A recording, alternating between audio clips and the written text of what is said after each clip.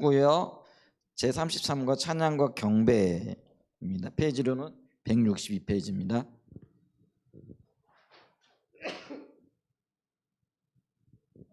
네.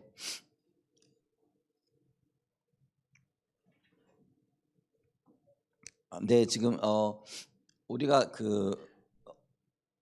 예배의 중요한 요소인 찬양과 경배에 대해서 지금 살펴보고 있죠. 그래서 우리가 지금까지 쭉 이렇게 살펴본 것을 보면은 찬양과 경배 그 자체가 예배이고 뿐만 아니라 그것이 우리가 드릴 수 있는 최고의 형태 혹은 최상의 형태의 예배라고 이렇게 말씀을 드렸죠. 그러면서 동시에 우리가 이 찬양과 경배를 부지런히 배워가야 된다. 왜냐하면 이제 나중에도 좀 보겠지만 이 찬양과 경배는 어떤 그 살아있는 생물과 같아서 자라기도 하고 아니면 쇠퇴하기도 하는 그런 특성을 갖고 있기 때문에 그렇다라는 거죠. 그래서 그 예배에 그리고 그 교회가 이렇게 생기가 있는가 아니면 하나님이 함께 하시는가 이제 이런 거를 보기 위해서는요. 사실은 예배를 드려보면은 그 예배 가운데 주님의 임재가 있는가 없는가, 운행하심이 있는가 없는가 이걸 보면은 그 교회가 생기가 있다 없다 이런 것들이 이렇게 보여져요. 그러니까 이제 이런 그 예배가 모든 성도들의 책임이기도 하죠. 이제 근데 반면에 또한 한편으로는 예배 인도자들은요, 예배 인도를 할 때 과연 주님이 임재하고 계신가, 또 각 사람의 마음들을 만지고 계신가, 그리고 찬양과 경배를 드리는 무리들이 오직 하나님께만 초점을 맞추고 있는가, 이런 부분들을 좀 면밀하게 살펴봐야 돼요. 그래서 그거를 점검해보고 임재가 있다라 그러면 감사하고 더 큰 임재로 나가야 될 거고요. 임재가 없다 그러면은 원인이 뭔가 이제 이런 것들도 좀 살펴봐야 되죠. 살펴보는 순서를 보게 되어지면 가장 먼저는 예배 인도자가 자기 자신을 살펴봐야 됩니다. 내가 지금 바른 자세로 또 주님이 기뻐하시는 그런 어떤 모습으로 예배 인도를 하고 있는가 이렇게 살펴보고 또 그 다음에 이제 회중들을 살펴봐야 되겠죠. 그 다음에 이제 전체적인 어떤 부분들을 좀 살펴보면서 왜 임재가 없는가, 어디에서부터 문제가 있는가. 그래서 자신의 죄가 보이면은 또 자신의 연약함이 보이면은 회개하고 돌이켜야 하고요. 또 회중들이 만약에 그런 찬양과 경배를 드릴 만한 자세가 안 돼 있으면은요, 어떻게 하든지 그걸 돌이키려고 그리고 뭐 기도를 하든지 은혜를 구하든지 아니면 잠시 멈춰서 나누든지 뭐 이런 어떤 것들을 통해서 우리가 바른 예배를 드릴 수 있도록 우리가 그 부분을 봐야 되죠. 음, 이제 그런 영역이 굉장히 이렇게 중요하다. 그래서 그런 영역에 있어서 우리가 자라가야 되는 거죠. 이제 자라간다라는 면에서 우리가 배워야 할 가장 중요한 제자도 중에 하나가 찬양과 경배다 하는 이제 그런 의미로 우리가 그 부분을 좀 살펴봤고요. 자, 그러면서 이제 신약 성경에서 예배라고 번역된 단어는 두 가지가 있다라는 거죠. 뭐 우리는 영어로 워십이라 이렇게 얘기도 하는데요. 근데 이 워십이라는 단어가 헬라어로는 프로스쿠네오라는 단어와 라티온테스라는 단어 두 단어로 쓰였다라는 거죠. 프로스쿠네오라는 단어로는 이게 의미가 뭐냐면 찬사를 드리다 존경하다 이런 의미가 있고요. 그 다음에 이 단어가 신약 성경에는 60번 정도 사용되어졌다라는 거죠. 그래서 이 문맥을 보게 되어지면은 주님을 찬양했다, 높였다, 뭐 이런 어떤 그런 의미로서 예배라는 단어가 쓰였다라는 거죠. 그 다음에 또 한 단어가 뭐냐면 라트리온테스라는 단어인데요. 이거는 동사나 명사 형태로 26번이 나온다라는 거죠. 근데 이 프로스쿠네오가 60번 나오고 이 라티온테스가 26번 나온다 그래가지고 이게 덜 중요한 건 아니죠. 왜냐하면 이 라티온테스라는 단어는요 주로 공적인 예배를 드릴 때에 사용되어지는 단어다라는 거죠. 그래서 이거를 이제 그 우리나라 말로는 섬김이라 이렇게 표현하기도 하고요, 서비스라 이렇게 얘기를 하죠. 그래서 영어 주보에서 이거 예배를 쓸 때는요 우리가 얘기할 때 워십이라고 쓰지 않고요 서비스라고 이렇게 씁니다. 그래서 공식적인 예배, 근데 그 공식적인 예배 안에는 찬양과 경배를 비롯해서 말씀, 기도, 헌금, 광고 뭐 이런 모든 것들이 들어가는 걸 의미하는 거죠. 근데 워십이라고 얘기를 하면은 우리가 좁은 의미의 찬양과 경배를 얘기할 때는 노래하고 주님을 높이는 이제 그런 거잖아요. 이제 그런 의미죠. 근데 이런 어떤 것들은 예를 들면 뭐 집에서 예배하는 거 이것도 물론 이제 예배이죠. 근데 그 예배는 어떤 면에서는 조금 공적이라기보다는 개인적인 예배가 되어질 수 있겠죠. 말씀을 묵상할 때도 우리가 먼저 예배하고 그다음에 말씀을 읽고 의미를 깨닫고 또 비춰주기를 기도하고 뭐 이런 것들을 하죠. 이런 것들은 개인적인 어떤 의미로서의 찬사드리고 경배하고 뭐 또 존경한다라는 그런 의미로 쓰여졌죠. 이게 이제 프로스쿠네오라는 단어고요. 근데 이렇게 우리가 공식적으로 교회가 모였잖아요. 교회가 모여가지고 예배할 때는 이게 라티온 테스라는 그런 단어로 쓴다라는 거죠. 자, 이 라티온 테스라는 이 그 예배 안에 찬양과 경배가 핵심적인 어떤 위치를 차지하고 역할을 하게 되어지는 거죠. 자, 그랬을 때 찬양과 경배는 하나님께서 행하신 놀라운 일들로 인하여 먼저 뭐냐면은요, 하나님 앞에 찬사드리고 그분 자신을 기뻐하는 거다라고 이렇게 얘기를 하죠. 그래서 우리가 지금 그 주일날 오후에 하는 것도 뭐 수요일 저녁에 하는 게 이게 지금 여러 번 겹쳐가지고 지금 하다 보니까 이렇게 되어져 있잖아요. 그래서 물론 주일날 낮에는 예를 들면은 뭐 수요일에 참여하지 못하는 분들이 주로 참여를 하기는 하지만은 그래도 지금 이게 계속 반복이 되어지다 보니까 어떤 입장에서 보게 되어지면은 또 이 이야기네 이제 이렇게 할 수 있는 어떤 부분들도 있지만은요. 그래도 또 이 이야기를 처음 듣는 분들도 계시고 이러기 때문에 차분차분하게 좀 이렇게 살펴본다라는 거죠. 그래서 이 찬양과 경배의 중요한 목적이 뭐냐 혹은 그 요소가 뭐냐라고 했을 때 찬사하고 기뻐하는 거라는 것이죠.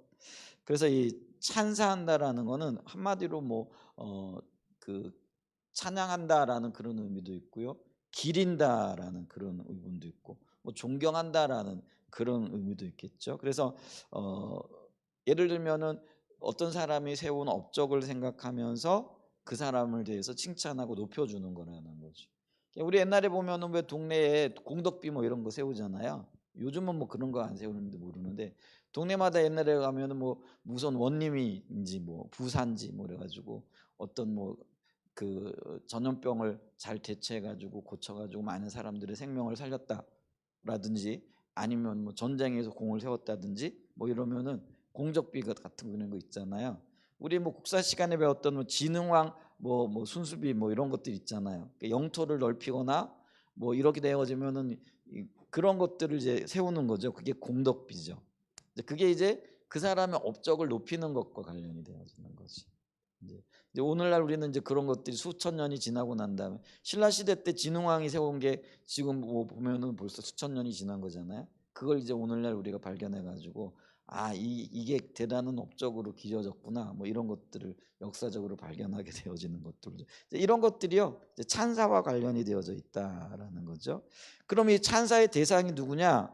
그 얘기는 다름이 아니라 예배의 대상이 누구냐라는 거죠. 당연히 하나님이시죠. 하나님일 뿐만 아니라 삼위 하나님이 다 들어가는 거죠. 근데 삼위 하나님은 뭐예요? 성부 하나님, 성자 하나님, 성령 하나님. 그리고 성자 하나님과 성령 하나님을 성자 하나님을 이어주는 분이 성령 하나님이다. 어거스틴이 그런 이야기를 했다라고 지난번에 이렇게 얘기를 했잖아요. 그래서 이 찬양과 경배는 찬사가 굉장히 중요한 목적인데 요소인데 하나님께 나아가 그분의 영광을 보고 하나님께서 행하신 그 놀라운 일들을 인하여 하나님께 영광을 돌려드리는 거, 찬사를 돌려드리는 거라는 거죠. 그럼 이제 찬사하기 위해서는 업적이 있어야 되잖아요. 공덕이 있어야 되잖아요. 우리가 볼 때. 그럼 어떤 공덕을 쉽게 얘기하면은 하나님 우리를 위해 어떤 일을 해주셨는가 이제 그 부분을 우리가 살펴봐야 되는 거죠. 가장 먼저는 뭐예요? 하나님께서 우리를 창조하셨다라는 것. 그 다음에 우리가 창조를 하셨는데 타락이죠. 그 다음에 이게 이제 굉장히 중요한 거죠. 우리가 하나님을 떠나게 되어지는 거죠. 그래서 창조하고 타락하고 타락과 그 위에 회복이 있게 되어지는 거죠. 그 다음 그 회복 다음에 하나님께서 회복이 이제 구속이죠. 구속이고 그 다음에 이제 하나님 우리를 보호하신 거 인도하심이 있는데 이제 요거를 이제 세 부분으로 나누어 가지고 하나님 우리를 창조하신 것과 타락 이후에 우리를 구원하신 것과 그리고 성령을 통하여 우리를 날마다 인도하시고 보호하고 계신 것, 그것이 하나님이 지금 우리 가운데 행하고 계신 고맙고도 놀라운 일이라는 거예요. 쉽게 얘기하면 인간 세상에서 얘기하게 되면은 그걸 가지고 공적비로 세우고 공덕비로 세우고 찬양하고 찬사를 드린다라는 거죠. 그러니까 스스로 공덕비를 세우면 그게 이제 인간 세상에서는 어떤 면에서 보게 되어지면 웃음꼴 나는 거죠. 근데 이제 사람들이 저분은 예를 들면은 이런 공이 있기 때문에 우리가 스스로 공덕비를 세워가지고 저분이 업적을 잊지 않고 기려야 되겠다 하는 그런 일들이 있잖아요. 이제 그런 관점에서 우리는 하나님 행하신 그 일들을 기뻐하고 찬사하고 높이는, 이제 그게 찬양과 경배의 핵심적인 거다라는 거죠. 자, 우선 창조의 하나님을 좀 보면은요, 시편 104편 1절과 5절을 읽어보면 이렇게 얘기를 했죠. 내 영혼아 여호와를 송축하라. 그러니까 이 시편의 기자가 자기 자신을 가리켜서 하는 이야기예요. 이거는 어떤 면에서는요, 우리가 침체에 빠져 있을 때도요 상당히 도움이 되는 것 같아요. 왜냐하면 우리가 이 그 말로 창조함을 받은 존재들이기 때문에 우리의 말이 하나님의 능력을 어떤 때는 대변하는 경우들이 있거든요. 그래서 우리가 선포하잖아요. 예를 들면은 우리가 병든 자를 위하여 예수의 이름을 명하노니 치유함 받을지어다, 치유의 기름이 넘칠지어다, 이렇게 선포를 하죠. 근데 이 선포할 때요, 이 선포를 통하여 하나님의 놀라운 역사와 영광이 일어나는 거예요. 그냥 입술로만 아니면 마음속으로만은 주님이 우리를 치유해 주셨지, 뭐 이것도 믿음의 한 영역이기도 하지만은요, 그 믿음이 그 표현되어질 때에 어떤 영역에서는 능력이 나타나는 거거든요. 그렇죠? 이제 그랬을 때 우리가 어떤 때는 이제 뭐 환경이라든지 또 여러 가지 이유들로 인해 가지고 이렇게 표현이 그래요. 이제 기운이 다운되거나 이렇게 뭐 이렇게 절망감이 찾아오거나 또 어떤 때는 뭐 그렇게 되어지면은 뭐 사람도 만나고 싶지 않고 대화도 안 하고 싶고 뭐 이제 이런 일들이 있잖아요. 이제 그럴 때에 우리가 이 자기 영혼을 향하여 스스로 이렇게 좀 선포하는 게 필요해요. 그게 이제 내 영혼을 향하여 명령하는 거죠. 여러분 보세요. 세상의 모든 피조물들은요, 하나님이 창조하셨잖아요. 그러니까 모든 피조물들은 창조주 하나님의 영향을 받게끔 돼 있어요. 그리고 말씀에 순종하게끔 돼 있어요. 그게 이 세상의 원리예요. 통치하시는 원리예요. 그러니까 하나님께서 지금요 우주 만물을 이렇게 통치하시는 것이 말씀으로 통치하고 계신 거예요. 그러니까 지구는 자전하고 또 뭐 태양은 공전하고 이런 어떤 것들이요 그냥 되는 게 아니라 이게 말씀으로 하나님께서 원리로 선포하셨고 선언하셨기 때문에 되는 거예요. 그러니까 모든 피조물들은 하나님의 명령에 순종해서 지금 자기 역할을 다 해나가고 있다라는 거예요. 그러니까 여러분 이 원리를 알아야 되는 그게 뭐냐면요, 이 땅의 모든 피조물들은요 하나님의 말씀 혹은 하나님의 권위, 그 권위에 순종하게끔 되어져 있어요. 그게 창조의 원리예요. 근데 하나님께서 우리에게 예수 그리스도 안에서 예수 이름의 권세를, 다른 말로 얘기하면은요 성자 하나님의 이름으로 성부 하나님의 권능과 권세를 우리에게 주셨다라는 거예요. 그게 굉장히 중요한 원리더라고요. 그렇기 때문에 우리는요 어떤 뭐 일들 혹은 자기 자신에게 있을지라도 혹은 질병에 있을지라도요 그걸 보고요 아프고 그러면 치유받기를 원하고 그러면 이제 치유하신다라는 믿음 마음으로 가지는 것도 굉장히 중요하지만은요 그 믿음을 입술로 표현해내는 것도 굉장히 중요한 거예요. 왜냐하면 이게 창조 질서를 따라가거든요. 내가 예수 이름으로 명할 때에 피조물을 이 땅의 모든 피조물들은 순종하게끔 되어져 있어요. 그게 창조의 원리고요. 그게 예수님께서 하나님께서 의도하셨던 이 세상의 운행 원리라는 거예요. 그리고 지금도 그 모든 세상이 그렇게 운행되어지고 있다는 거예요. 자, 그랬을 때 내 마음이 낙심될 때요. 내가 피조물이잖아요. 내 영도 하나님의 피조물이잖아요. 그러면 내 영과 내 감정과 내 육체 이 모든 것들이 하나님의 피조물이에요. 우리가 전인적인 피조물, 전인적인 창조를 얘기할 때 하나님께서는 예를 들면 육체만 지으시고 감정인, 의지적인 그러니까 혼적인 영역은 안 만드시고 창조 안 하셨냐, 그게 아니거든요. 우리 하나님은 영과 혼과 육 모두를 다 창조하셨잖아요. 그러니까 우리의 영과 혼과 육이 말씀 앞에 혹은 하나님의 권위 앞에 순종하게끔 되어져 있는 거예요. 그러니까 그 원리를 이용해서요. 이게 시편의 기자가 지금 그 원리를 이용하는 거예요.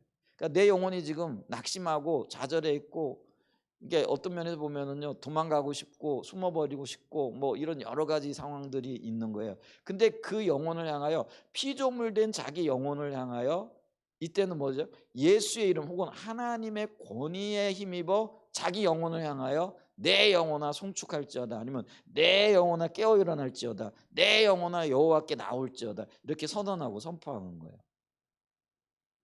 저는 자주 저 스스로 그렇게 해요. 좀 이렇게 마음이 답답하고 그럴 때요. 내 영혼아 여호와를 바랄지어다. 이렇게 입으로 고백을 해요. 그러면 있잖아요. 희한한 일이죠. 희한한 일이 아니에요. 내가 주님의 피조물이기 때문에 내 영혼이든 내 감정이든 내 의지든 내 육체든 순종하게끔 되어져 있는 거예요. 그게 창조의 원리라는 거예요.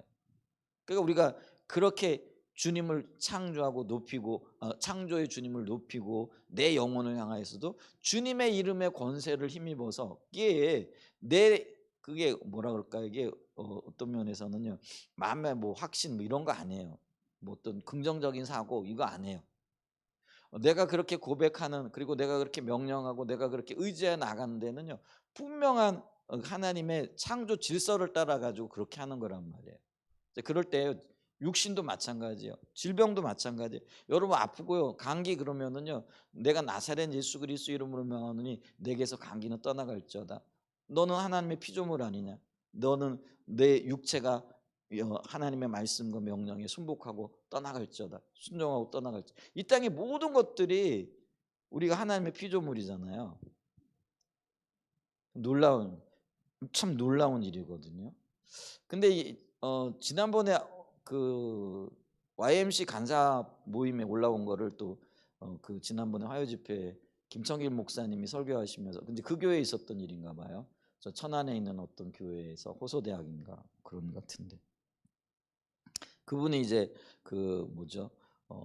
그 학군단 학생하고 연결이 되어 가지고 YMC 간사 그러니까 학생들을 한 7명인가 8명인가 뭐 이렇게 모여 가지고요. 위대한 구원을 공부하는데 그 위대한 구원을 공부하는데 일과가 창조에 대한 이야기잖아요. 그러면 창조에 대한 이야기가 나오니까 당연히 이 세상의 주류적인 학문 그리고 이 땅의 어떤 이성주의적인 사고 밑바탕인 진화론이 깔려 있잖아요. 근데 그 진화론이 허구이잖아요. 진화론은요. 이게 학문이 아니고 종교예요. 과학과 이성주의를 뒷받침하기 위한 그런 어떤 토대를 갖고 있는 거잖아요. 그래서 창조론을 이야기하고 이 땅이 사람과 이 땅의 모든 것들을 하나님이 창조하셨다 그러니까 거기에는 교회 다니는 아이들도 있었는데요. 그런 이야기를요. 수용을 못 하는 거죠. 왜냐하면 학교에서 배우는 건 진화론이거든요. 그러니까 선생님 우리 그런 얘기 안 듣고 싶다고 이렇게 얘기를 하는 거예요. 그만큼 지금 있잖아요. 어떤 면에서는 진리의 왜곡이 일어나고 있고요.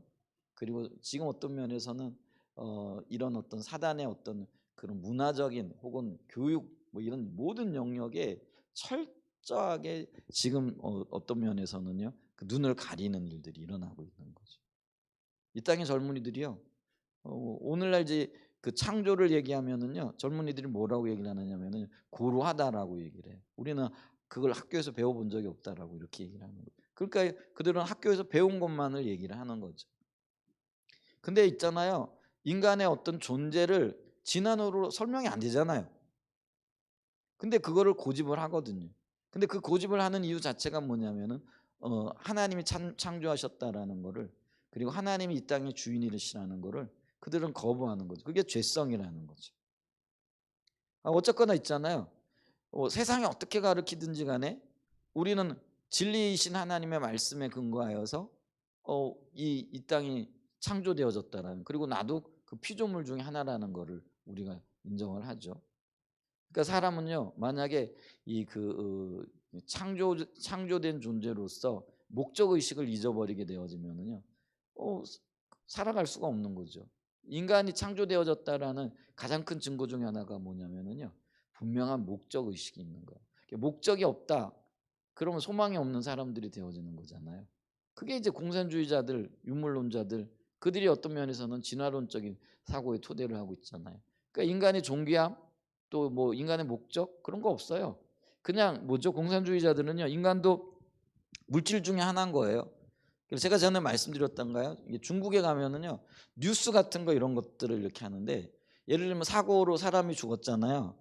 그럼 우리나라 같으면은 사람이 죽은 거 이런 거를요, 예를 들면 뭐 담요로 덮는다든지 그래가지고 시신이나 이런 걸 잘 안 보여줘요. 왜냐면 그 죽은 사람도요, 그것도 굉장히 존귀하잖아요. 근데요, 그 사람들은 그런 의식이 없어요. 왜냐하면 사람이 존귀한 게 아니라 물건이거든요. 그러니까 죽었어요. 예를 들면은 뭐 사고가 나가지고 뭐 이렇게 뭐죠, 몸에 뭐 이렇게 뭐죠, 좀 끔찍하거나 뭐 이런 것들도요, 그냥 그대로 비춰줘 버려요. 근데 그런 이유가 뭔지 아세요? 사람에 대한 어떤 존엄성, 이게 없는 거죠. 왜냐면 물건이니까, 물질이니까요. 사람이 인격적인 존재로서 그 인격이 하나님으로부터 나왔다라는 거를요, 그들은, 유물론자들은 인정을 하지 않는 거죠. 그 사람도 그 있잖아요. 예를 들면은 뭐 물건이 자동차 사고 나가지고 찌그러졌어요. 그럼 그거 뭐 뉴스 내보낼 때 그거를 뭐 모자이크 처리하거나 이런 거 안 하잖아요. 그 이유는 뭐예요? 물건 뭐 부셔졌는데 그거 보여주는 거 뭐 아무런 뭐 그게 없잖아요. 그러니까 사람도 똑같다라는 거예요. 근데 우리나라 같은 경우 예를 들면 사람이 뭐 피를 흘린다든가 좀 험하게 이렇게 있으면 그걸 모자이크 처리를 하든지 뭘 덮든지 해가지고 안 보여주잖아요. 그게 왜냐하면 사람에 대한 존귀함과 존엄성이, 우리가 그래도 그 예를 갖춘다라는 거죠. 이게 있다라는 거죠. 근데 있잖아요, 진화론적인 토대가 되어지면은요, 사람도 하나의 물건이 되어지는 거예요. 인격적인 존재 아니에요. 목적을 위한 수단밖에 안 되어지는 거예요. 근데 하나님은요, 우리 인간 자체가 목적이시잖아요. 그래서 그분의 인격이 우리 안에 있는 거예요. 그래서 우리가 존귀한 거예요. 공산주의자들에게 인권이라는 거 있어요, 없어요? 자기들의 목적을 위해서는요, 인권이라는 건 없잖아. 그러니까 우리가 그걸 기억을 해야 되는 거죠. 근데 그게 물질주의자들이라는 거예요. 그게 과학주의고요. 그런 진화론적인 토대에 지금 우리 이 땅이요, 거의 300년간을요 지금 진화론이 뭐라 그럴까, 지배하고 있는 세상을 우리가. 근데 그게 종교라는 거예요. 여러분, 우리가 뭐 찰스 다윈의 종의 기원을 썼는데 그게 가설이에요. 아직까지 한 번도 그게요 이게 증명이 되어지지 않았어요. 근데 그걸 마치 진리인 것처럼 받아들인다. 이거는 그게 있잖아요, 종교기 때문에 가능한 거예요. 증명되어지지 않은 거를 진리로 그들은 받아들이고 있거든요. 지금 제가 그 얘기를 지금 하려고 한 게 아니고요. 어, 그러기 때문에 우리가 우리는 피조물이기 때문에요, 창조주의 말씀에 혹은 그 권위에 무릎 꿇게 돼 있다라는 거예요. 그러니까 영혼도 마찬가지예요. 그러니까 이 시편의 기자는 그걸 너무나 잘 아는 거예요. 그러니까 자기 영혼을 향하여, 내가 하나님의 피조물이잖아요. 그러니까 주님의 권위를 의지해서 내 영혼아 잠에서 깰지어다, 내 영혼아 여호와를 송축할지어다, 내 영혼아 일어나 걸을지어다. 무슨 의미인지 아시죠? 그게 강력한 영향력을 갖게 되어진다는 거예요. 여러분, 영적으로 이렇게 뭐죠? 좀 이렇게 침체되어지고 또 마음이 이렇게 심한 어떤 우울감도 오고 또 절망감도 오고 좌절이 올 때요, 의도적으로 그렇게 해보세요. 내 영혼아 깨어나 일어날지어다, 내 영혼아 여호와를 송축할지어다, 내 영혼아 잠잠히 여호와를 바랄지어다. 이렇게 소리를 내어서 선언하고 선포하십시오. 주님의 이름과 존의 권위를 우리가 의지해가지고. 우리는 특별히 신약시대 하나님의 백성으로서 진짜 무한한 능력을 가지고 있다고 할 수 있어요. 왜냐하면 우리는 예수 이름의 권위와 권세가 우리에게 있잖아요. 아멘. 이제 그렇게 우리가 주님 앞에 서야 되니까. 자, 그러면서 이제 그 내 영혼이 여호와를 송축해야 될 이유가 뭐냐라는 거죠. 그러면서 이게 여호와 나의 하나님이여 주는 심히 위대하시며 존귀와 권위로 옷 입으셨나이다. 이렇게 얘기를 하는 거죠. 왜 심히 위대하시고 왜 심히 권위와 존귀로 입으셨느냐면은요, 그분이 어떤 분이냐면은요, 창조주 하나님이 되시기 때문에 그렇다라는 그 근거가 그거라는 거.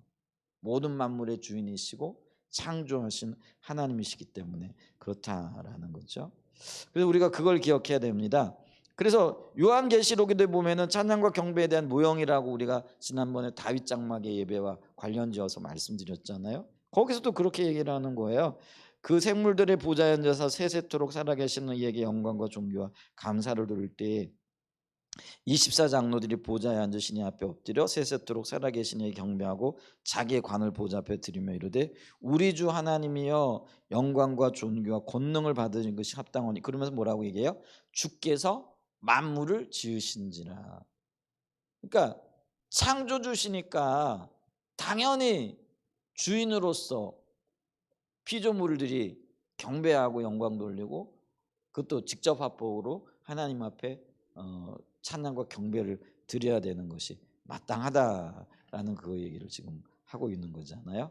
자, 그러면서 우리 여기서 굉장히 또 중요한 게 있는데 그게 뭐냐면 이렇게 아까도 얘기했지만은 내 영혼아 여호와를 송축할지어다 이렇게 주님을 찬양하며 주님 앞에 나갈 때 이게 이제 우리가 찬양과 경배인데 이 찬양과 경배는요 선택이 아니라 우리의 당연한 어떤 그런 의지가 되어져야 된다는 거예요. 그리고 이 의지는요 보다 더 적극적으로 주님 앞에 표현되어져야 된다는 거예요. 그리고 주님이 그걸 원하고 계시다라는 거죠. 그래서 예배는요 수동적이고 소극적인 게 아니라는 거죠. 근데 우리가 이 예배가 좀 수동적이고 소극적인 가장 주된 이유가 뭐냐면요 우리의 눈이 어디가 있는 거예요? 자기가 있거나 환경에 가 있는 거예요. 그러니까 이 환경과 자기 자신이요 소극적으로 만들게 하고 예배를 못 드리게 하는 굉장히 주된 역할을 하는 거예요. 우리가 예를 들면은 예배 전에 누구를 만나가지고 부정적인 얘기를 들었어요? 아니면 뭐 어떤 곤란한 어떤 이야기를 들었어요? 아니면 뭐 해결해야 될 어떤 문제들이 이렇게 불거졌어요? 그러면요 여러분 뭐 예배 드리러 나와가지고요 예배할 때요 전혀 예배 안 될 거요. 그 이유가 뭐예요? 그 사람에게 있거나 문제에 있거나 환경에 초점이 가는 거죠. 자, 그럼 이걸 해결하려고 그러면 어떻게 해야 돼요? 아까 내 영혼아 여호와를 송축할지어다라고 적극적으로 자기 영혼이 깨어 일어나기를 선택하고 그렇게 의지를 발동하여 나갔던 것처럼 우리는요 나는 지금 내 보이는 것들이 아니라 창조주 되시는 하나님, 나의 생명의 근원이 되시는 하나님 앞에 내 모든 것들을 다하여 예배하고 나아가기라 이런 의지력이 필요하다라는 거예요. 그게 선택이고 의지라는 거예요. 내가 그렇게 예배하기로 선택해야 돼요. 그리고 초점을 맞춰 나가야 된다. 안 그러면은요 예배 시간 내내 끌려다녀요. 지금 말씀을 듣는 것도 마찬가지예요. 가만히 앉아 있으면은요 여러분 온갖 사고와 온갖 생각들이 오늘 겪었던 일들이 주마등처럼 떠오를 거요. 사람은 있잖아요 움직이고 그럴 때는요 그 어떤 움직이는 목적 때문에 다른 데 신경 쓸 겨를이 없어요. 그런데 여러분 이제 주로 이렇게 앉아 있잖아요. 앉아 있으면은요 생각은요 이제 뭐 오늘 있었던 일들 아니면 또 해결해야 될 일들 아니면 뭐 들었던 말들 이런 것들 때문에요 사방팔방으로 흩어지기 쉽다라는 거예요. 자, 그럴 때 우리가 어떻게 해야 된다라는 거예요? 찬양 시간에도 그렇고 말씀을 들을 때도 그렇죠. 내가 말씀을 듣기를 선택해야 되는 거예요. 그리고 의지를 발동해 가지고요 귀를 쫑긋 세워야 되는 거예요. 여러분 주님이 우리를 구원하시고 우리에게 은혜를 베풀어 주고 계세요. 근데 내가 말씀 듣기를 선택하고 주님께 초점을 맞추고 이거는요 내가 해야 될 영역이에요. 그러니까 우리가 보면은요 우리의 삶에 하나님이 하시는 일이 있고 내가 반응해야 될 일이 있어요. 마치 전기가 그 뭐죠 플러스와 마이너스가 만나게 되어지면서 열과 빛을 내잖아요. 그러니까 하나님의 운행하심과 그 운행하심 앞에 반응하는 반응 있게 되어질 때 그것에 열매들이 맺혀지기 시작을 한다는 거죠. 그러니까 주님은 나를 창조하셨어요. 그죠? 주님이 하신 일이에요. 그럼 나는 창조주 하나님을 예배하겠다라는 의지가 필요하고 그 의지에 따른 선택을 통하여 주님 앞에 나가는 게 필요하다라는 거예요. 그렇지 않으면은요, 여러분 몸은 앉아 있는데 마음은 지금 뭐 우리 마음은요 이게 영적인 그런 어떤 뭐 표상이에요. 그래서 여러분 여기 지금 신탄진에 앉아서도요 내가 뉴욕에 가 있을 수도 있어요. 이게 영적인 활동이에요, 여러분. 그렇지 않아요? 뉴욕이 여기서 거리가 얼마예요? 비행기를 타고도요 15시간을 가야 될 거리예요. LA까지가 12시간 정도 걸리고요. 뉴욕까지 가는데 4시간 정도 더 가더라고요. 제가 예전에 그 파라과이 가면서 뉴욕을 거쳐서 갔거든요. 그러니까 15시간인가 16시간인가 비행기를 타더라고요. 엄청 지루하더라고요. 좁은 공간에 있다 보니까요. 그런데 있잖아요, 여러분 보세요. 물리적인 거리는 비행기를 타고 14시간, 15시간을 가야 할 거리인데 지금 여러분이 이 자리에 앉아가지고요. 몸은 신탄진 여기 한사랑 예정교회에 있는데 마음은 지금 자유의 여신상을 떠돌 수도 있잖아요. 그러니까 여러분 보세요. 영은 시간과 공간과 이런 것들을 초월하는 거예요. 우리가 이런 것들을 보면 알 수가 있는 거예요. 그러니까 사람은요 절대로요 물질적인 존재가 아니에요. 영적인 존재예요. 그런데 이 영이 하나님께 굴복되기를 선택하고 그리고 내 스스로가 주님 앞에 나아가기를 결정하지 않으면은요 진짜 온 세계 열방을 떠돈다라는 거. 아니면은 뭐 자기의 어떤 뭐 환경 뭐 이런 것들이 매여 가지고요 천갈래 만갈래로 나뉘어질 수 있는 거예요. 그래서 여러분 예배 드릴 때도요 그게 굉장히 중요해요. 나는 예배 드리리라, 나는 찬양과 경배를 드리리라, 말씀을 드리리라. 우리가 여기 서가지고 찬양과 경배를 해도요 여러분 생각이 떠오르잖아요. 그러면 그 생각 떠오르는 대로 그냥 내버려 두면은 그걸 따라가요. 근데 아니야, 나는 주님을 예배할 거야. 그러면서 머리를 한번 흔들든지 아니면 강하게 하고요 그렇게 주님께 집중해야 되는 거예요. 그리고 그 훈련을 한 번만 해갖고 안 돼요. 예배 드리면서도 수십 번을 그렇게 해야 돼요. 그렇게 하다 보면은요 이게 점점 그런 횟수들이 줄어들어요. 그리고 웬만하면은요 예배 별일 없으면 딴 데 신경 안 쓰고요 그 예배에 집중하게 되는 거예요. 그러니까 너무 어떨 때는요 보면 너무 신경을 안 써요. 예를 들면 이제 목회자나 또 예배를 돕는 분들 같은 경우에는요 뭐 신경 써야 될 일이 많이 있긴 있죠. 근데 우리 교회 같은 경우 저 같은 경우는 뭐 예배 시간에 이렇게 들어가게 되어지면 뭐 예배당 안에서 어떤 일이 일어나고 있는지 전혀 신경 거의 안 쓰거든요. 뭐 이게 잘한다 못한다 이 부분이 아니고요. 저도 예배드리는 예배자로 서기를 원하거든요. 그러니까 그게 안 들어와요. 신경을 안 쓰는 게 아니라. 주님께 집중을 하게 되니까 지금 뒤에서 어떤 일들이 있고 어떤 필요가 있는지 뭐 살필 수 있으면 좋겠지만은 먼저 제가 예배드리는 예배자가 되어져야 되니까요. 그게 거의 저는 안 들어와요. 어떤 일들이 있는지. 근데 그게요. 의지의 선택이라는 거죠. 내가 의지를 발동해 가지고 내가 하나님께만 나가겠다라는 그게 필요하다는 거예요. 그러니까 예배는 그게 굉장히 필요해요. 근데 그거를 방해하는 게 뭐라고요? 환경이라는 거예요. 그리고 오늘날 많은 분들이 대부분 이렇게 해요. 우리가 그 올바른 예배를 못 드리는 이유 중에 하나가 우리의 마음의 환경에 빼앗겨 있기 때문에 그렇다는 거예요. 사람에게 빼앗겨 있고요. 또 내일 일에 빼앗겨 있고요. 염려와 근심에 빼앗겨 있는 거죠. 자, 그래서 환경이 좋으면 기분이 좋아요. 기분이 좋으니까 예배도 잘 드려져요. 근데 환경이 어려운 일 있으면 기분이 안 좋아요. 어려워요. 그러면은 그 어려움에 마음 뺏기죠. 자, 그러다 보면 원망하고 불평하고 그러다 보면은 주님을 놓쳐버리게 되어지는 그런 현상이 나오죠. 낙심하고 실망하고 좌절하고. 여러분 이 모든 것들이 결국은 어디로 가느냐면요. 불신과 관련돼요. 이게 불신이에요.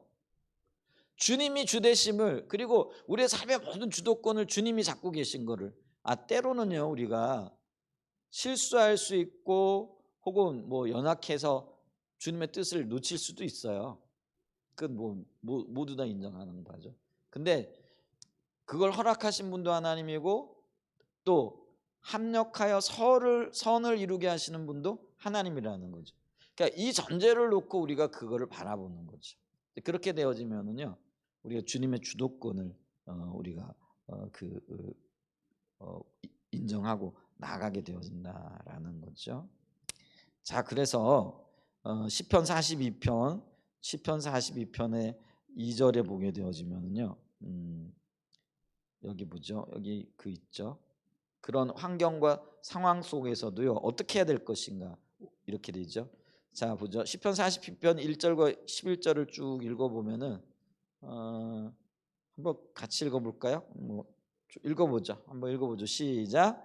하나님이여 사슴이 시냇물을 찾기에 갈급한 같이 내 영혼이 주를 찾기에 갈급하나이다. 내 영혼이 하나님 곧 살아계신 하나님을 갈망하느니 내가 어느 때 나가서 하나님 얼굴을 배울까. 사람들이 종일 내게 하는 말이 내 하나님 어디 있느냐 하오니 내 눈물이 주야로 내 음식이. 이걸 봤을 때도요. 사람들이 야 네가 믿는 하나님 어디 있어? 뭐 이렇게 막 지금 조롱하고 놀리고 있는 것 같아. 그런 얘기를 들을 때 이 사람이 고라의 자손이라고 나와 있는데 대답할 말이 없는 거예요. 왜냐하면 보이는 거는 전부 다 어려운 일이고 그 사람들의 말이 맞는 거예요. 반박할 게 없어요. 그러니까 눈물만 흐른 거죠. 그러니까 이분이 있잖아요. 눈물이 주야로 밤낮으로 내 음식이 되어졌대. 그러니까 이분이 처해 있는 상황이 굉장히 힘들고 어려운 상황이라는 그런 것이죠. 자 그런데 이분이 뭐예요? 자 보세요. 4절에 내가 전에 성의를 지키는 무리와 동행하여 기쁨과 감사의 소리를 내어 그들을 하나님의 집으로 인도하였더니 이제 내가 이 일을 기억하고 내 마음이 상하는도다. 예전에는 예배드리고 또 많은 사람들 인도하기도 하고 기쁨과 즐거움으로 예배드렸다. 근데 그거 생각해 보니까 지금 처해 있는 상황이 너무 힘들고 어렵다. 그래서 마음이 상한다 이렇게 얘기를 하죠. 자 그럴 때에 5절에 보게 되어지면은 자기 영혼을 향하여 그렇게 얘기를 하는 거예요. 보세요. 같이 한번 읽어보면 돼. 시작. 내 영혼아 내가 어찌하여 낙심하며 어찌하여 내 속에서 불안해하는가. 나는 하나님께 소망을 두라. 그가 나타나 도우심으로 말미암아 내가 여전히 찬송. 너는 하나님께 소망을 두라. 이게 이제 자기 자신을 향한 선언이고 선포거든요. 그리고 내가 보여지는 것에 마음을 뺏길 게 아니라 오직 하나님께만 초점을 맞추겠다는 의지의 표명이거든요. 여러분 이게 필요해요. 근데 매 순간 이게 필요해요. 예배 드릴 때마다요. 이런 원리들이 익숙하게 이렇게 표현되어지고 익숙하게 우리가 주님 앞에 서야 될 거라는 거죠. 자 여기 보면 여기 가운데쯤 이런 얘기를 해요. 자 이런 표현을 반복적으로 자기 자신에게 말하고 있는데 그는 이러한 자신의 어려운 그런 환경적인 상황에서도 하나님의 그 크신 은혜로 인하여 하나님을 예배하기로 적극적으로 선택하고 오직 하나님만을 의지해서 선다라는 거죠. 그래서 그는 적극적으로 하나님 얼굴을 구하고 하나님을 갈망하고 하나님을 예배함으로 하나님을 찬양하며 나아간다. 여러분 즐거워가지고 하나님을 찬양하고 예배하고 좋은 일만 있어가지고 기뻐하고 하나님 앞에 나와 예배드리는 게 아니라는 거예요. 누가 그러면은 하나님을 기뻐하고 즐거워하고 찬양과 경배로 나오느냐? 믿음이 있는 사람이 그렇게 하는 거라는 거예요. 근데 믿음이 있는 사람은 뭐예요? 환경을 바라보는 것이 아니라 내가 주님께 적극적으로 반응하여 적극적으로 주님 앞에 예배하기를 결단하고 예배하기를 선택하고 예배하기를 의지를 발동하여 나가는 자라는 거예요. 아멘. 근데 이제 오늘날에는 우리의 어떤 모습들을 보면은요. 즐거우면 나가서 예배하고 안 나가면 집에 그냥 뭐 그러면서 처져버리고 낙심한 상태로. 그게 정확하게 뭘 보여주느냐면요. 우리의 마음이 환경이 뺏겨 있다라는 걸 보여주는 거라는 거죠. 그래도 이제 몸이라도 끌고 교회는 나오는데 몸은 근데 앉아 있는데 마음은 또 딴 데가 있는 거죠. 근데 몸과 마음이 주님 앞에 동일하게 드려지고 적극적으로 드려지는 그게 주님이 우리에게 기대하신 예배예요. 그리고 이게 믿음을 가진 자의 삶이에요. 그리고 이 믿음을 가진 자들에게 하나님은 반드시 일하십니다. 아멘. 그냥 우리가 믿음이 없어서 놓치는 것들이 참 많아요.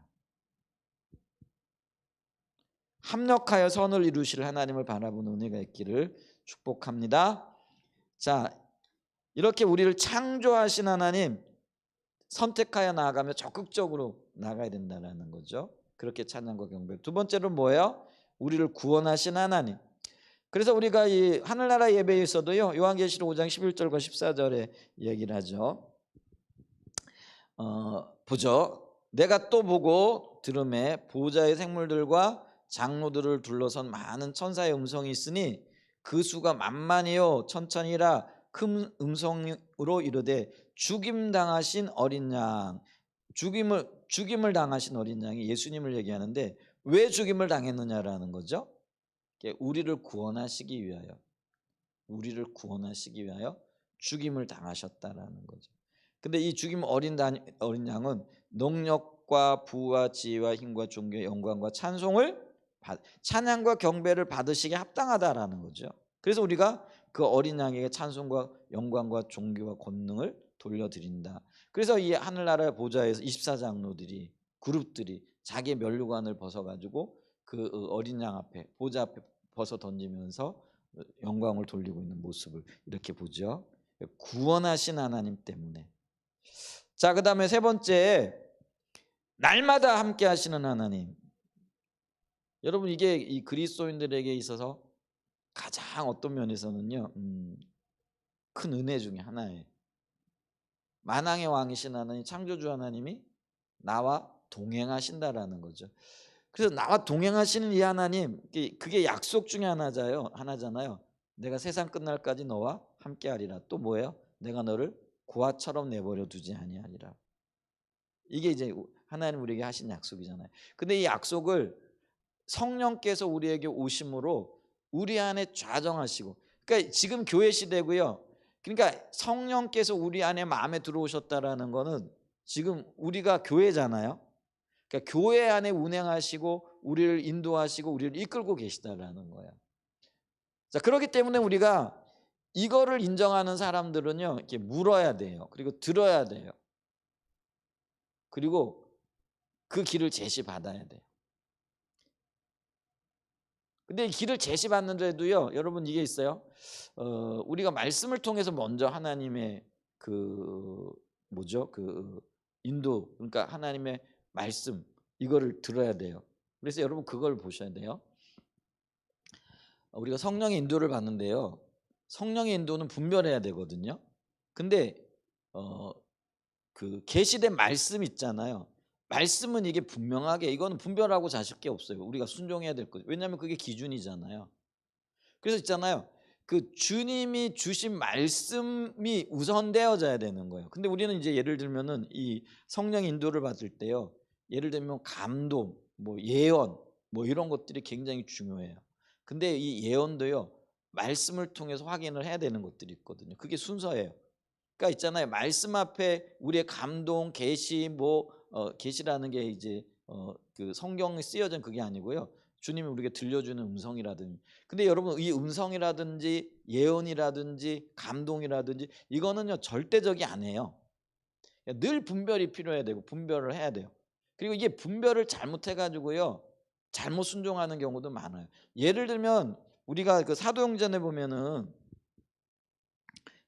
그 사도 바울이 예루살렘으로 올라가려다가 빌립보에 이르러 가지고 이 빌립 집사님의 네 딸들이, 그리고 그때 당시에 그 정말 유명한 선지자였던 아가본가요? 와가지고 이 사도 바울에 대한 계시를 받죠. 성령의 감동을 환상까지 봐요. 그 환상이 뭐였어요? 이 그 사도 바울이 이렇게 결박이 되어져 가지고요. 이게 고통과 어려움을 겪고 있는 그걸 이게 보거든요. 그래 가지고 이들이 뭐라고 얘기를 하느냐면은 예루살렘을 올라가고 있는 사도 바울을 올라가지 말라고 얘기를 해요. 왜냐하면 그들이 감동이 너무나 명확하잖아요. 올라가지 말라고 얘기해요. 왜냐하면 잡혀 가지고 죽어 가지고 어려움을 당할 거니까. 근데 사도 바울은요. 너희가 어찌하여 울어 내 마음을 상하게 하느냐 그러면서 예루살렘으로 올라가거든요. 예루살렘으로 올라갈 때 그는요. 말씀을 통해서 그가 이방인의 사도로 부름을 받았을 뿐만 아니라 그가 어떤 일들을 하고 그걸 이 랜드마크를 통해 가지고요. 쭉 인도를 받아온 게 있어요. 그래서 그는요. 그 당대의 선지자들이 예언을 하고 또 감동을 하고 했음에도 불구하고요. 가지 말라고 하는데도요. 말씀에 근거해 가지고 순종해서 올라가거든요. 근데 여러분 맞아요. 사도 바울이요. 그 성경에 그들이 환상을 봤던 것처럼 예루살렘에서 포박을 당해죠. 그리고 어려움을 겪죠. 근데 여러분 보세요. 이 우리는요. 환상을 보고 어쩌면 또 계시를 받고 어떤 감동을 받고요. 그곳에만 머물렀는 거예요. 근데 우리가 말씀을 통해서 우리가 그 검증받고 또 분별하고 이러는 것들을 보게 되어지면은요. 하나님의 뜻을 이루어가는 게 되는 거예요. 여러분 만약에 그 예언과 또 뭐죠 감동 때문에 사도 바울이 예루살렘으로 안 올라갔으면은 하나님의 뜻과 하나님의 말씀이 이루어졌을까 안 이루어졌을까요? 못 이루어졌다라는. 제가 지금 그걸 지금 뭘 얘기하고 있느냐면은요. 이 그 하나 우리가 하나님의 뜻을 분별함에 있어서 어떤 순서들이 있고 질서가 있다라는 거죠. 그런 것들을 우리가 분명히 인식해야 돼. 그렇지 않으면은요. 너무나도 그 뭐라 그럴까요? 예언도 분명하고 침전 환상도 보고 이게 너무나 분명한데도요. 그게 맞아요. 근데 하나님의 뜻은 안 이루어질 수 있어요. 우리가 그런 부분들에 있어서 늘 어떤 면에서 조심해야 될 영역들이 있다라는 거죠. 좀 이제 그러기 때문에 보세요. 우리가 성령의 인도를 받는데요.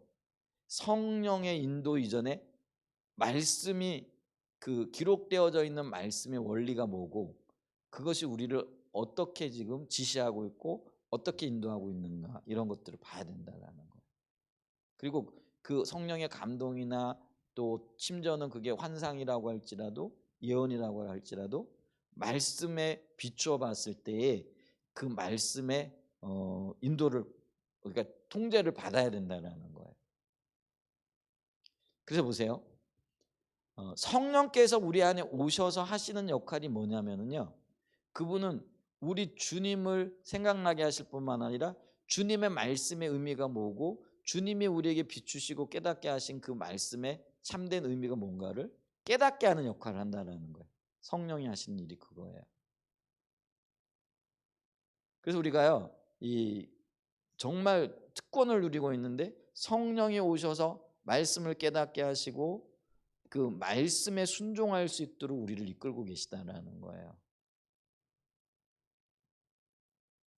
그러니까 우리가 그 영역들을 좀 이렇게 좀 볼 수 있는 은혜가 있었으면 좀 좋겠습니다. 근데 그래서 성령의 인도를 통해서 말씀 안에서 우리를 보호하시고 또 구원하시고 또 우리가 고통 중에 있을 때 우리의 고통을 위로하시고 또 하나님의 길로 우리를 이끌고 날마다 우리와 함께 하시고 동행하시는 그 우리가 그 은혜를 인하여 감사하고 찬양과 경배를 돌려드려야 된다라는 거죠. 자, 그러면서 시편 107편 1절과 15절을 쭉 이렇게 읽어 너무 길어 가지고 뭐 읽어 보면 좋은데. 읽어 볼까요? 시간이 그럼 요것만 읽어 보고 그럼 네, 한번 읽어보죠. 107편 1절로 15절 같이 읽어봅시다. 시작. 여호와께 감사라. 주님께 찬양과 경배를 감사가 이제 그렇게 표현될 수도 있죠. 그 이유가 뭐냐면요. 자, 그는 선하시며 그 하나님의 성품을 얘기하는 거야. 선하시고 인자하심이 영원합니다. 자, 여호와의 속량이 구원이에요. 하나님의 구원을 받은 자들은 이같이 말할지어다. 여호와께서 대적의 손에서 그들을 속량하시되 하사 동서남북 각 지방에서부터 모으셨도다. 그들이 광야 사막길에서 방황하여 거주하여 성읍을 찾지 못하고 줄이고 목이 말라 그들의 영혼이 그들 안에서 피곤하였도다. 이에 그들이 근심 중에 여호와께 부르짖음에 그들이 고통에서 건지시고 또 바른 길로 인도하사 거주할 성읍에 이르게 하셨도다. 여호와의 인자하심과 인생에게 행하신 기적으로 말미암아 그를 찬송할지로다. 그가 사모하는 영혼에게 만족을 주시며 줄인 영혼에게 좋은 곳으로 채워 주심이로다. 사람이 흥함과 사망의 그늘에 앉으며 공고와 쇠사슬에 매이면 하나님의 말씀을 거역하여 하며 지존자의 뜻을 멸시함이라. 그러므로 그가 고통을 주어 그들의 마음을 겸손하게 하셨으니 그들이 엎드려져도 돕는 자가 없었도다. 이에 그들이 그 환난 중에 여호와께 부르짖음에 그들의 고통에서 기도 응답하시는 하나님이라는 의미죠. 흑암과 사망의 그늘에서 인도하여 내시고 그들의 얼거맨 줄을 끊으셨도다. 여호와의 인자하심과 인생에 행하신 기적으로 말미암아 그를 찬송할지어다. 여기 온갖 것들이 다 들어있네, 그죠? 구원, 기도 응답, 뭐 또 어려운 가운데 우리의 삶을 세워나감, 이 모든 이런 모든 것들이 찬양과 경배의 재료가 되어지고요, 이유가 되어진다. 이제 그 얘기를 하죠. 자, 그러면은 이렇게 날마다 우리의 삶을 인도하시는 하나님께 찬양과 경배를 드리기 위해서 가장 중요한 게 뭐라고요? 하나님을 아는 거죠. 하나님을 안다라고 얘기했을 때 지적으로, 영적으로, 도덕적으로, 경험적으로. 그러니까 이게 지식적인 하나님 아니라, 그리고 하나님 그분을 관해서 하는 분이 아니라 하나님은 위대하신 분이다 이게 아니고요, 그 위대하신 분이 내 삶의 실제가 되어지는 거죠. 그러니까 위대하신 하나님이 나와 함께하기 때문에 내가 어떤 환경과 어떤 상황 속에서 염려할 필요가 있어요, 없어요? 전혀 없는 거죠. 만약에요, 위대하신 하나님을 입으로 고백하고 지식적으로 고백하면서도 내 어떤 환경 때문에 그것 때문에 염려하고 근심하고 불신의 어떤 표현들을 하고 불신의 어떤 행동과 태도들을 한다면은 나는 그 하나님을 모르는 거잖아요. 그렇기 때문에 우리가 실질적으로 하나님을 아는 것, 이 하나님을 알게 되어질 때요, 그분이 나를 어떻게 인도하시는가 이게 보여진다라는 거죠. 우리는요, 내 삶에 하나님이 이 부분을 인도하신 걸 보면서요, 하나님은 다른 부분도 인도하신다는 것을 알게 되는 거죠. 그잖아요.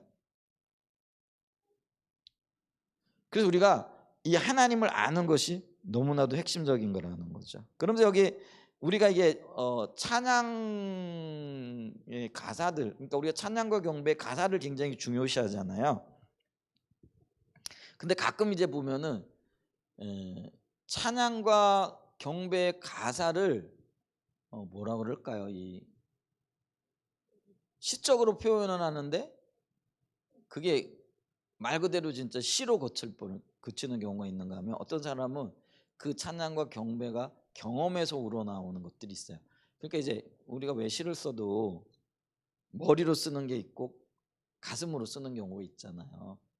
이게 어떤 때 보면은 이제 저는 그게 구분이 안 되더라고요. 그래서 뭐 예를 들면은 뭐 찬양과 가사가 다 되면 다 그러려니 하고 이렇게 듣는데, 어떤 분은요 이러더라고요. 이 찬양과 경배는 안 했으면 좋겠다고. 그러면서 하는 얘기가, 이게 가사는 좋은데 혹은 성경에 나와 있는 걸 했는데 이게 너무 가볍다 뭐 이런 표현을 하더라고요. 그분은 그런 게 보이나 봐요. 저는 안 보여요. 근데 그게 뭐 있잖아요, 그 삶에서, 그러니까 하나님을 아는 지식에서, 그러니까 참다운 지식에서 우러나온 고백인지 아니면 머리로 인한 지식에서 나온 고백인지 이거라는 거죠. 물론 이제 이거를요, 부르는 사람에 따라도 다르더라고요. 예를 들면 우리가 자비라는 거 있잖아요. 169장 처음에 어떻게 되죠? 자비가 십자가 그늘미 주님의 발 아래, 이 찬양을 이렇게 하잖아요. 근데 어떤 사람은 그거를요 그냥 입으로 해요.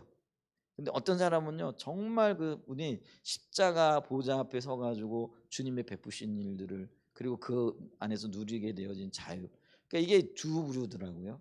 그러니까 정말 입으로만 노래하는 사람이 있는가 하면은 정말 보좌 앞에 가가지고 십자가의 그 자비를 의지해 가지고 내게 정말 주님의 그 자비가 필요합니다라는 그런 고백을 하는 부류의 찬양자들이 있어요.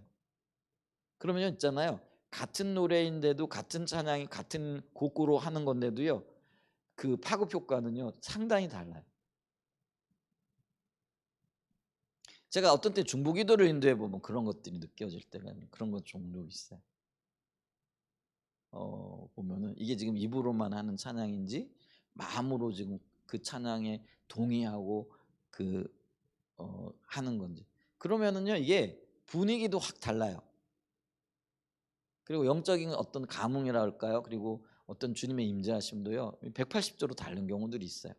이런 것들이 있어요. 제가 이제 중보기도를 우리 교회에서만 인도하는 게 아니잖아요. 가끔 가다가 이제 보면은 이제 뭐 목회자들도 이렇게 인도하고 또 어디 가게 되면은 중보기도를 인도하고 이렇게 있잖아요. 그러면 이제 그게 그런 게 있어요. 뭐 이게 말로는 좀 뭐 표현하기 그런데 이제 그런 게 있더라는 거죠. 근데 그게 하나님을 아는 것과 굉장히 밀접한 관련이 있더라는 거죠. 자, 그러면서 여기 이제 우리 찬양으로는 주사랑 95편에 나와 있는 찬양 예를 지금 들고 있는 거잖아요. 찬양의 가사 그렇죠. 주님의 사랑이 높은 산보다 높고 또 심해보다 더 깊고 그다음에 주 사랑이 사탄보다 더 강하고 어두울 때 더 이게 있잖아요. 이분은요 저는 그렇게 믿고 싶어요. 그리고 이게 그런 찬양이 사실은 많은 사람들이 영향을 미쳐요. 안 그러면은요 많은 사람들이 이 찬양을 부르면서 은혜를 쉽게 얘기하면 뭐죠? 영적인 어떤 감동이 없어요. 그러니까 이분은 이 찬양의 가사대로 예를 들면 주님의 사랑이 얼마나 크고 주님의 능력이 사탄보다 강하다라는 어떤 것들이 실질적으로 경험되어지고 느껴졌기 때문에 이분은 이런 찬양 가사를 썼을 거라고 생각을 해요. 그러니까 이게 세계까지 우리나라까지 와가지고 번역되어지고 불려지는 거예요. 사실은 그래요. 안 그러면은요 하나님이 그렇게 일하시지 않겠지만은 그게 쉽지 않은 일이거든요. 그게 있잖아요. 찬양을 드리더라도 아니면 찬양을 부를 때라도 내가 주님을 아느냐 모르냐에 따라 가지고요. 이게 같은 고백을 하는 건데 180도로 달라질 수 있다라는 거죠.